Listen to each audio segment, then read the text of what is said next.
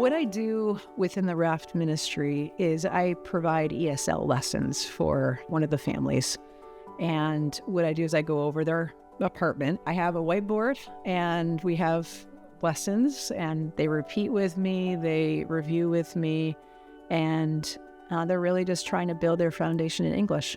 So our role within RAFT is that we come alongside a family and help them with their transition into the States. We help get them set up in their home, help their kids get into school, help them find jobs, and all the things that you need to do to practically live your life in a comfortable way here.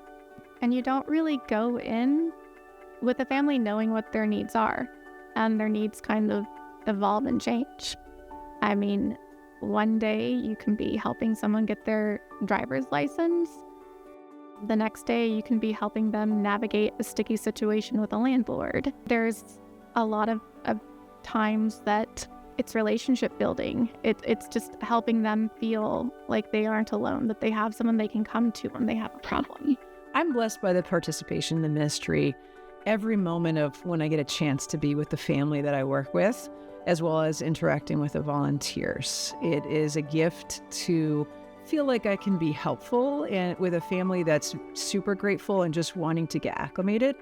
But really the relationships with them is really the blessing that I get every time. How it's impacted me, it's grounded me in what are we doing with our time. RAFT gives us a practical application of scripture to meet the needs of the people around us in what may seem to be the most simplest ways for us. It's life-giving for them. So often we see refugees in the news and they're just a number.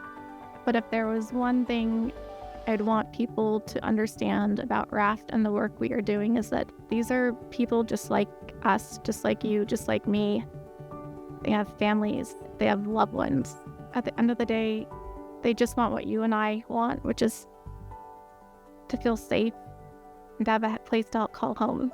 I wanted to get involved with RAFT because I do have an ESL background. I have experiences working with and getting to know refugee families and immigrant families in the educational world, both in the elementary world and the adult ESL world.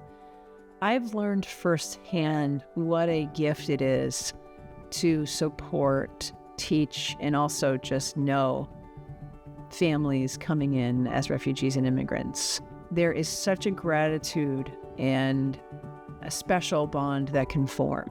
When I first started working with this family from Blackstone, we sat in their kitchen with their case manager, and not once did the wife lift up her eyes. She just stared at the table the entire time, not speaking English, everyone talking around her. I met with her last Friday, and we sat side by side and talked through Google Translate and laughed. I had a great conversation just catching up. I see light in her eyes. I see excitement when I come to the door. I myself am an immigrant. My parents immigrated here and gave us an opportunity to have a better life because we were in a perilous circumstance. No one would know that because I don't have an accent. But I think that all these things are barriers that are rooted in fear. Scripture is very clear, right? Perfect love casts out all fear.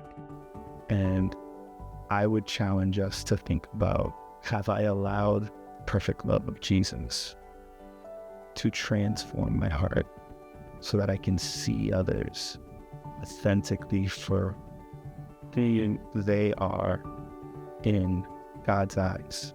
I would encourage people to be prayerful and thoughtful about how they could do more, and more for everyone is different. It could be how I can change my thought process more, and that's a prayer walk journey that you need to go on with God.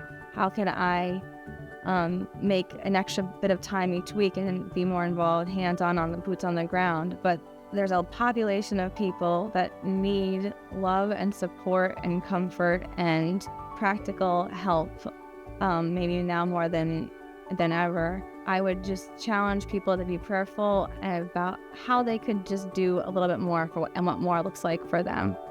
And then that would be enough. More is different, but more is more, and that's good.